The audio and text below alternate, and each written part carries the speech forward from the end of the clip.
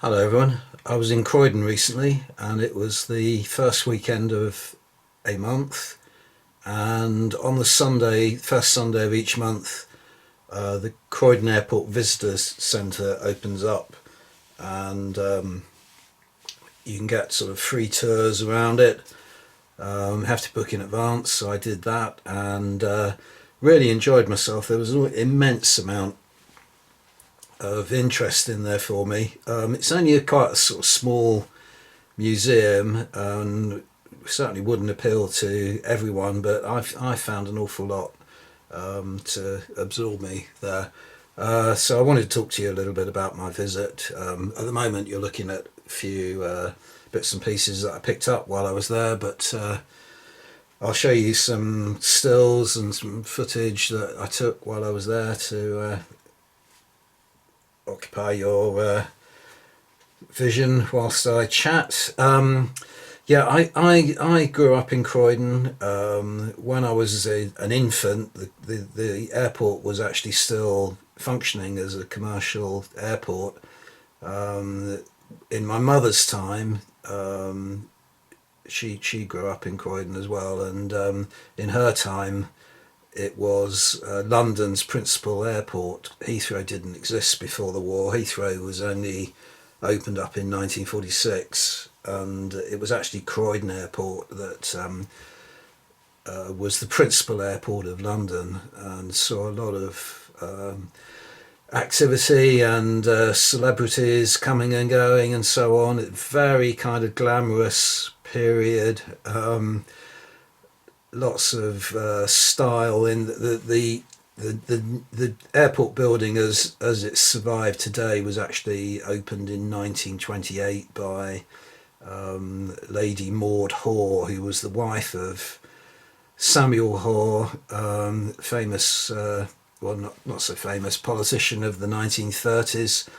It was he of the Hoare-Laval Pact, which was a sort of scandalous piece of appeasement that occurred around 1935 to try and recognise Mussolini's invasion of Ethiopia.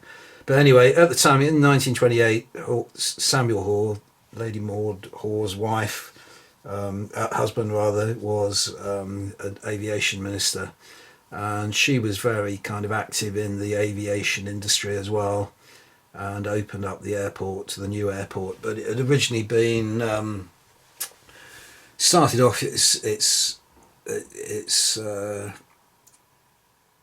life as an airport in the First World War, when there were two airfields, one at Beddington and one at Waddington, separated by a farm lane. And the one in Beddington housed, I think there were two Sopwith camels, and they were put there to defend, as part of the London's defence against the German Zeppelin raids. And then the airfield in Wadden was a sort of training ground. But after the end of the First World War, the military, or the RAF anyway, abandoned the airfields, and they were taken over by commercial activity. There were some fairly primitive buildings there to begin with, wooden control towers and so on. But the main buildings were constructed and placed there in the late 1920s, and in the 1930s, as I say, it was a very busy airport. One of the things before I must recommend to you is that one of the things that they had there was an animated display of well, lots of different aspects of Croydon Airport. They actually were done by, I forget the guy's name, was it Roger? Oh, apologies, I've forgotten. I can tell you, let me just look it up because he deserves a mention.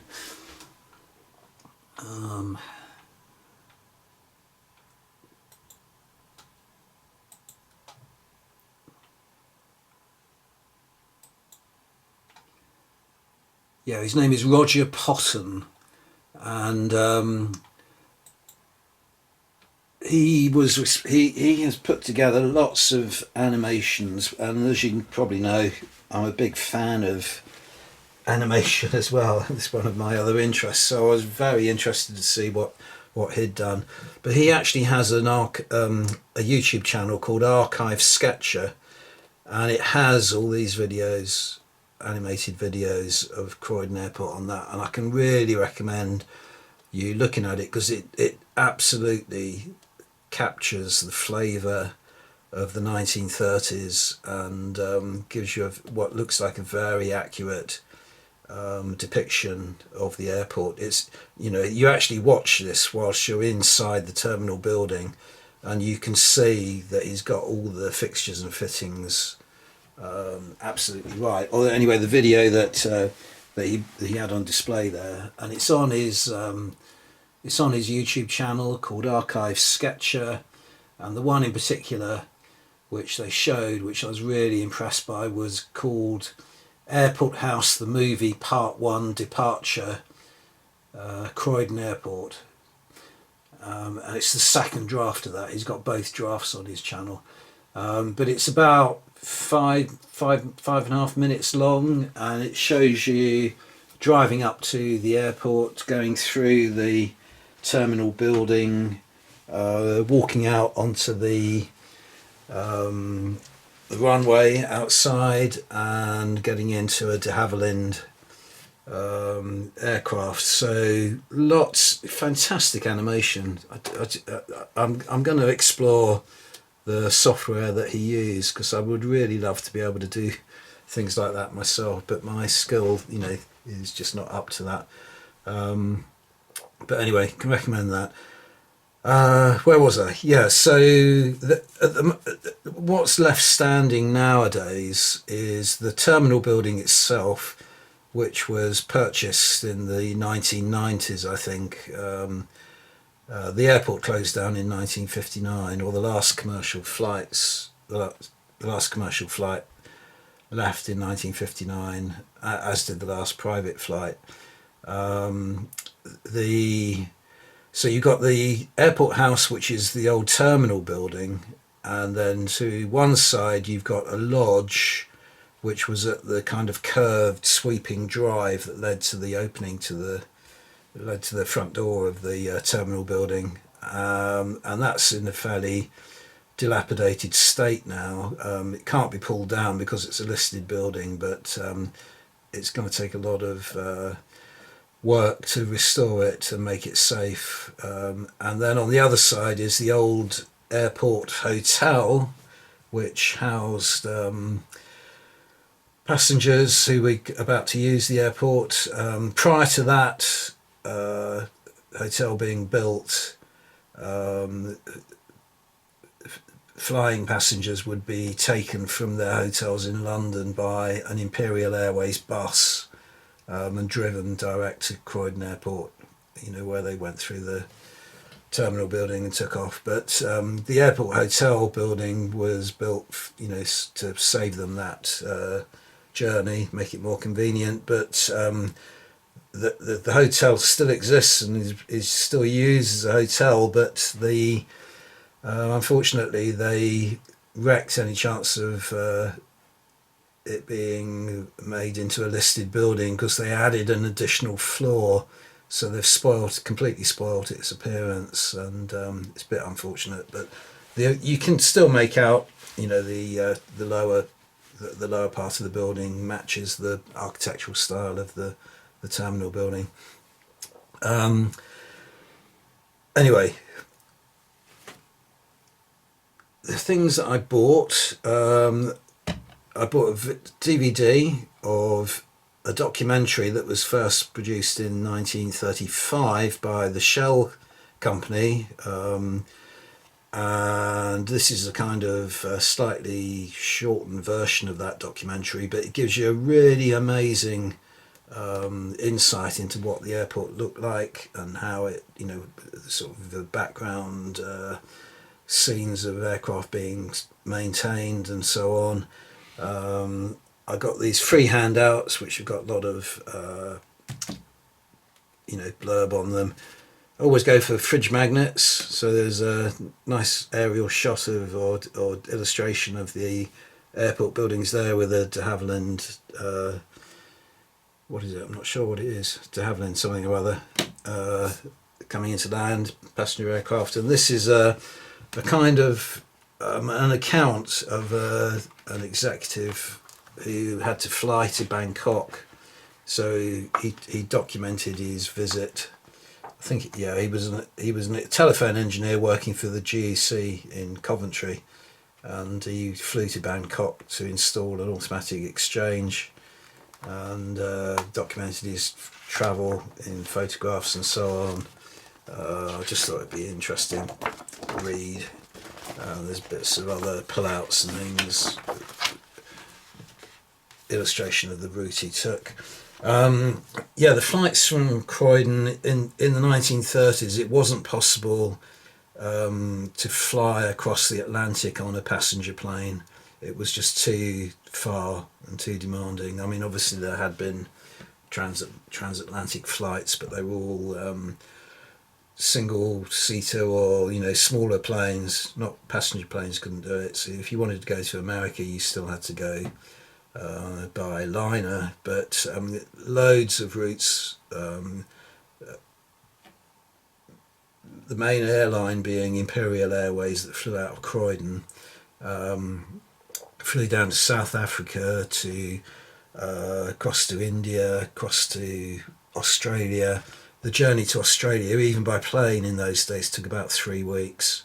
And lots of flights to the continent. And Croydon not only was the home for Imperial Airways, but there was a lot of European airlines there: KLM, Lufthansa, Sabina, Swiss Airlines, quite a lot of them. So if you're into airplanes and the history of aircraft and so on, not necessarily military kind, but just planes and models of planes and so on. I mean, the Croydon Airport has a lot to kind of interest you in that respect. They've got a very nice little model of the main buildings and so on. I'll show you a few pictures I took of that, but also a fantastic remote controlled, I can't remember, it's an absolutely massive thing, but it flew by remote control, but it doesn't any longer. It's hanging from the ceiling there now, of this particular plane, which went by the name of Horatius. So they've got a model of a fully functioning remote controlled plane of that. So anyone who's into modelling aircraft or remote control planes and so on would enjoy seeing that. Lots of artifacts.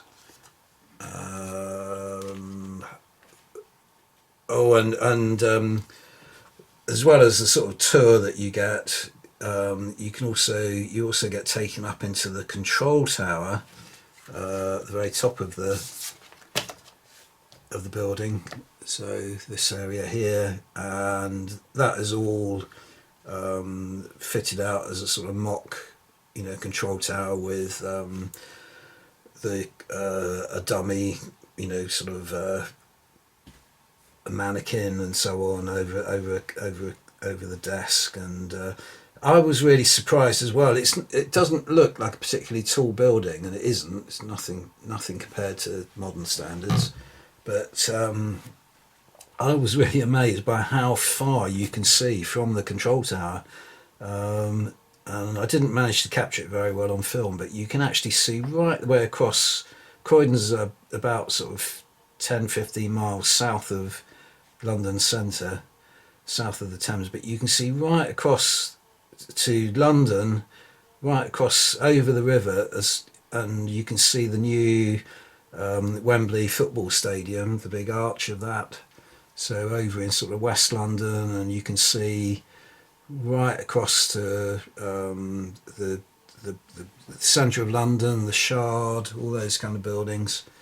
Really amazing how high up it is up there. It's on what's known as the North Downs, so it is high up on a hill anyway, to the south of London. But really kind of obvious place to have an airport. The reason it ceased to be London's principal airport was that the area of land all around the two original airfields was sort of built up with housing developments in the 1930s, and of course as planes became more powerful and required longer runways to land and take off, there was nowhere to expand the airport, so it had to move. But Heathrow certainly never acquired the glamour of Croydon's airport, and at the very beginning of Heathrow's existence it was just very kind of muddy fields, and you walked across duckboards to get to your aircraft and to get to the buildings, and I use the word building lightly because they were just tents and so on, tarpaulin areas at the very beginning. So it was a primitive by fine in terms of Croydon's, elegance. On the wall though of the inside of the terminal building in Croydon is this mural, and in fact this mural was designed for the Terminal 1 building at Heathrow. I think it was removed around 2015, and the gallery that own it now have loaned it to the Croydon Airport Visitors Centre. But it does show a lot of the planes that flew in and out of Croydon. It's by William Kempster. It was created in 1969, I think. Shows a lot of the kind of principal personalities of the history of aviation, and some of the planes. There's another one there of what was he called? Horatius, the de Havilland plane. So there's more in it than just to do with Croydon in particular, but I mean some of the notable personalities that flew. I mean Croydon is very closely associated with Amy Johnson, so they have a lot of artifacts of her flying career in there, including her not a handbag, a sort of holdall that was retrieved from her crashed aircraft. She died during the war, but of a flying accident, in a way that she misnavigated and ran out of fuel over the Thames estuary and ditched her airplane and died. But they retrieved some items from her crashed aircraft, including a holdall that's now in Croydon Airport. So, all in all, I can really, really recommend a visit to Croydon Airport. There's an awful lot in it, and also a visit to this Archive Sketches video channel. If you've only got an interest in military aircraft, he has got some military aircraft in there, depicting the sort of wartime activity. Don't think he's got anything for the Second World War, but obviously Croydon was requisitioned as an RAF station once again during the Second World War, so there was no commercial flying from Croydon during the Second World War, but it did have a kind of major part to play in the Battle of Britain and so on. And then forget what happened later on. It became some kind of after the Battle of Britain and the sort of war had moved back into Europe. It was a sort of depot area for transport aircraft and so on. And then once again, when the war ended, the RAF just abandoned it again. But the commercial airplanes still used it, as I say, until 1959.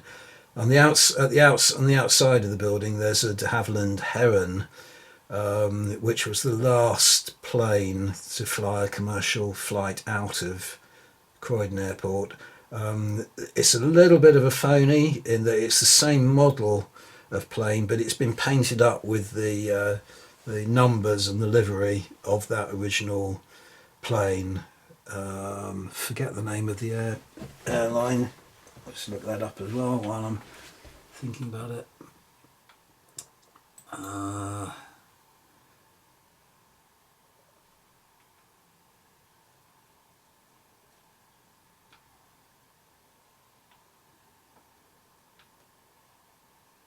No, sorry, can't find it at the moment. But yeah, it's a bit of a phony, as I say. It's the same model of plane, but it's not the original plane. It's just posing as the original plane. But interestingly enough, the plane that is there outside Croydon Airport now was flown by Douglas Bader, who worked for Shell after the Second World War, and he took up employment with Shell partly because they had offered him a job when he first lost his legs in the 1930s, so he felt a duty of loyalty to them, but also partly because by working for Shell he could continue to fly as a pilot, and the plane that's there is a plane that he actually flew for Shell. So they don't kind of they don't sort of advertise that as much. They tend to kind of maintain this pretense that it was the plane that actually left Croydon Airport on the last commercial flight. There's so much else that I wanted to say about it, but as usual, it's all escaping me. It's a real, as I say, I grew up in Croydon, and I've got lots of sort of nostalgic memories of it. So I suppose, in a way, that was being triggered as well by this visit. But the area that it's in now, I mean, I don't think there are any apologists for Croydon now. It's just in a complete state. And the area that Croydon Airport is in it's on a road called Purley Way, and opposite the airport building is a large new development that was put on the site of an old Lido that had been built there in the 1930s. Again, very kind of elegant area, very kind of evocative of that era of the 1930s elegance. And the diving boards are still there because they are sort of listed building, but it's surrounded by this hideous commercial kind of site. I was staying in the hotel there, Premier Inn, and I wouldn't recommend it at all. It's so noisy at night, and it's just lots of drive-through shops, like there's McDonald's and the Costa and a Pizza Hut, and then there's a few kind of gyms and kids activities things, and not department stores but retail outlets and so on, but absolutely atrocious and complete antithesis of the elegance of the one-time elegance of the building across the road. And litter, it's like knee deep in litter in places. Absolutely astonishing amount of disposed of takeaway food wrappers and cartons and so on. Absolutely, and Croydon in general has really been allowed to deteriorate. So it's a very strange kind of experience revisiting Croydon for me now, because through all the kind of garbage that's there now, and the hideous new buildings that are being thrown up and demolished, and then built again, I can still sort of see little chinks of places and so on that I can remember from my childhood and so on. So it's kind of a nostalgia thing as well, tinged with the horror of the state that people have, allowed Croydon to deteriorate into. Yeah, and as I say, I think that is everything. As I say, I'll put up a few photos while I'm chatting, so hopefully you've been entertained by those. Just having a quick look at them now to make sure there's nothing that I've forgotten to say. Oh, one thing that I will mention that struck me as an interesting point is that there's no known architect for these buildings. They were sort of built to a kind of civil service template, but nevertheless they are very stylish. It's quite remarkable how, even without a prestigious architect to design these buildings, they do